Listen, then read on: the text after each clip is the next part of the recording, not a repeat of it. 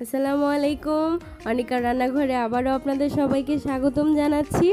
আজকে আমি আপনাদের সাথে একটি মজাদার কেকের রেসিপি শেয়ার করছি। আজকে আমি একটা স্পঞ্জ কেক তৈরি করছি, তাও চকলেট স্পঞ্জ কেক। এই কেকটা কিভাবে সহজেই আপনারা বাসায় তৈরি করতে পারবেন তারই একটি সংক্ষিপ্ত রেসিপি আপনাদের সাথে শেয়ার করছি। আশা করছি রেসিপিটি আপনাদের ভালো লাগবে। তো চলুন দেখে নেওয়া যাক কেকটা কিভাবে তৈরি করতে হয়। এখানে আমি সব শুকনো উপকরণগুলো আগে আপনাদের দেখিয়ে দিচ্ছি। তো এখন আমি একটা স্ট্রেইনারের সাহায্যে সবগুলো শুকনো উপকরণগুলোই ছেঁকে নিব। তো এখানে আমি যা যা ইউজ করছি তা আমি বলে দিচ্ছি। এখানে আমি নিয়েছি 1/4 cup cocoa powder, half cup ময়দা, 1 টেবিল চামচ কর্নফ্লাওয়ার, 1/3 কাপ গুঁড়ো দুধ, 1 চা চামচ বেকিং পাউডার আর নিয়েছি 1 চিমটি লবণ। তো এখন এই শুকনো উপকরণগুলো আমি খুব ভালোভাবে ছেঁকে নিচ্ছি।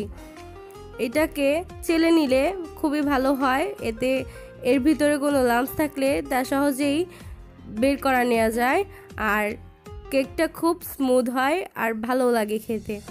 তো ভালোভাবে একটা স্প্যাচুলার সাহায্যে শুকনো উপকরণগুলোকে ভালোভাবে মিক্সড করে নিতে হবে। তো চলে এলাম ডিমটা প্রিপেয়ার করতে। এখানে আমি 2টা রুম টেম্পারেচারে থাকা ডিম নিয়েছি। তো আমি প্রথমে ডিমগুলো থেকে কুসুমগুলো আলাদা করে নিচ্ছি। এই কাজটা আপনাদের খুবই সাবধানে করতে হবে, কারণ আমরা প্রথমে সাদা অংশটাকে বিট করে নিব, তারপরে কুসুমটা অ্যাড করব। তার জন্য আমি কুসুমটাকে আলাদা করে নিচ্ছি।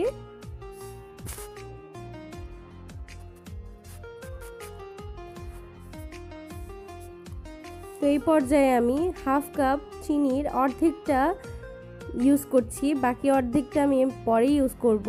তো এখন এই চিনি আর ডিমটাকে আমি খুব ভালোভাবে একটা ইলেকট্রিক বিটারের সাহায্যে বিট করে নিচ্ছি। আপনারা চাইলে এটা একটা হ্যান্ড উইক্স দিয়েও করতে পারেন, এতে সময় লাগবে একটু বেশি। তো যাদের কাছে ইলেকট্রিক বিটার নাই তারা হুইক্স দিয়েই করবেন। তো আমি একটু মিডিয়াম টু হাই ফ্লেমে রেখে ইলেকট্রিক বিটারটাকে ভালোভাবে বিট করে নিচ্ছি যাতে একটু পারফেক্ট ফোম ক্রিয়েট হয়ে যায়। তো আপনারা দেখতেই পাচ্ছেন ডিমটা অনেকটা ফোমি হয়ে এসেছে।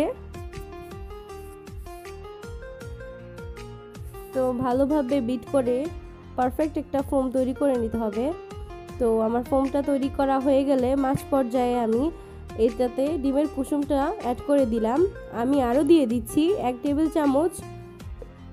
এখানে আমি কফির গুঁড়ো ইউজ করেছি, এটা নেসলের ইনস্ট্যান্ট কফি। তো আমি আরও দিয়ে দিয়েছি হাফ কাপ তেল। এখানে পুরোটা দেইনি, অর্ধেকটা দিয়ে দিয়েছি আর বাকি অর্ধেক আমি পরে ইউজ করব। আমি আরও দিয়ে দিয়েছি আধা চা চামচ ভ্যানিলা এসেন্স। আপনারা এটা স্কিপ করে চকলেট এসেন্সও ইউজ করতে পারেন।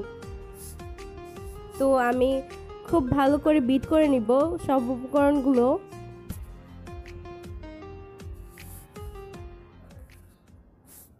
এমনভাবে বিট করতে হবে যাতে চকলেটের গুঁড়োগুলো খুব ভালোভাবে এই ডিমটার সাথে মেল্ট হয়ে যায়।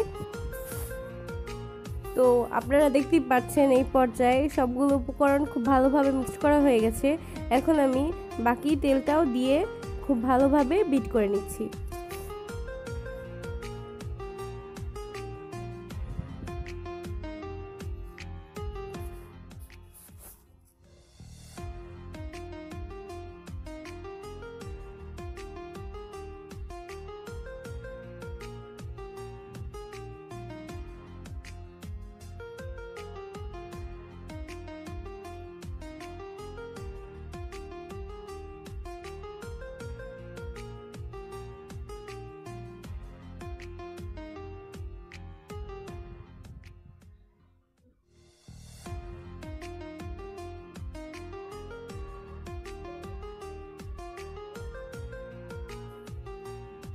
তো আমার কেকের ক্রিমটা তৈরি করা হয়ে গেছে বা ডিমের সাদা অংশটা একদম পারফেক্টভাবে তৈরি করা হয়ে গেছে। এই পর্যায়ে আমি সবগুলো একসাথে করে নিয়ে শুকনো উপকরণগুলো মিশিয়ে দিব।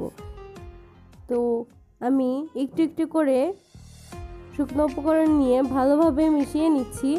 এই মিশ্রণটা মিক্সড করতে আমার 4 থেকে 5 মিনিট লেগেছে।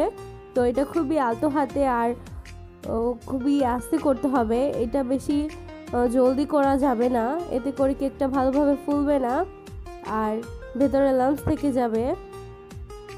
সেই জন্য আস্তে আস্তে করে আমি সবগুলো উপকরণ দিয়ে ভালোভাবে মিক্সড করে নিয়েছি। আমার মিক্সড করা হয়ে গেলে আমি একটা পাত্রে একটা কাগজ বিছিয়ে তার উপরে কেকের ব্যাটারটা দিয়ে দিয়েছি। তো এখন আমি চুলায় তৈরি করছি কেকটা। তার জন্য চুলায় আমি একটা হাঁড়ি বসিয়ে দিয়েছি, তার উপরে আমি দিয়ে দিয়েছি বালু। এই বালুগুলো আমি কেক তৈরি করতেই ইউজ করি সবসময়। তো এই বালুগুলো দিয়ে একটা স্ট্যান্ড বসিয়ে একটা ঢাকনা দিয়ে ঢেকে দিয়ে হাঁড়িটাকে আমি 5 মিনিটের জন্য প্রিহিট করে নিব।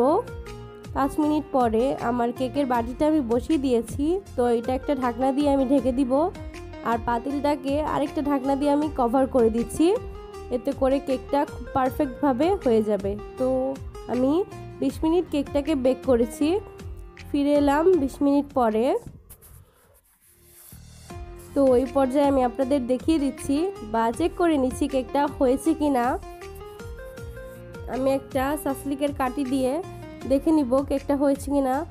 যখন কাঠিটা একদম ফ্রেশভাবে বের হবে, এতে কোনো কেকের ব্যাটার লেগে থাকবে না, তখন বুঝতে পারবেন যে কেকটা হয়ে গেছে। তো আমার কেকটাও রেডি হয়ে গেছে। এখন এইটাকে আমি ঠান্ডা করে নিব।